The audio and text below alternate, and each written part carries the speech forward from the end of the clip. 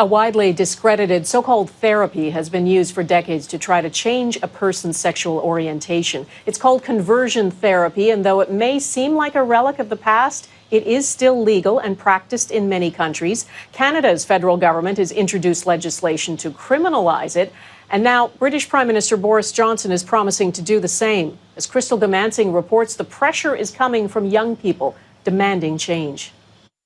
Monroe Bergdorf, an actress, model, and transgender activist, is known for using social media to engage on important issues.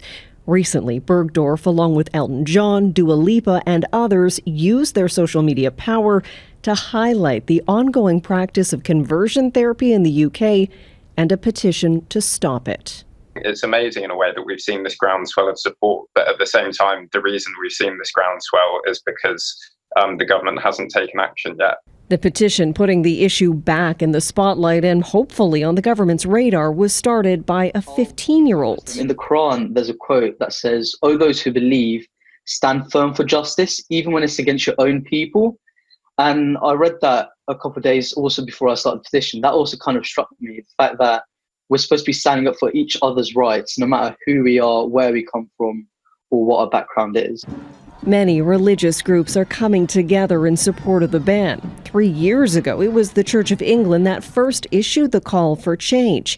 There are many forms of conversion therapy, including psychotherapy, exorcism, and corrective rape. Proponents have positioned it as a cure for a person's sexual orientation or to suppress their gender identity. Our human rights go as far as the fact that we don't do harm. And when we know that we're committing harm, and we know the mental anguish that we put so many of us, I've been through it, it nearly killed me. Research suggests those who have been through it are more likely to try and end their lives. The health consequences were part of the reason Theresa May's government in 2018 committed to ending the practice. The current administration says that everyone should be able to freely live their lives safely. Many advocates say a rise in nationalism has led to more intolerance recently, putting the LGBTQ2 community at even greater risk.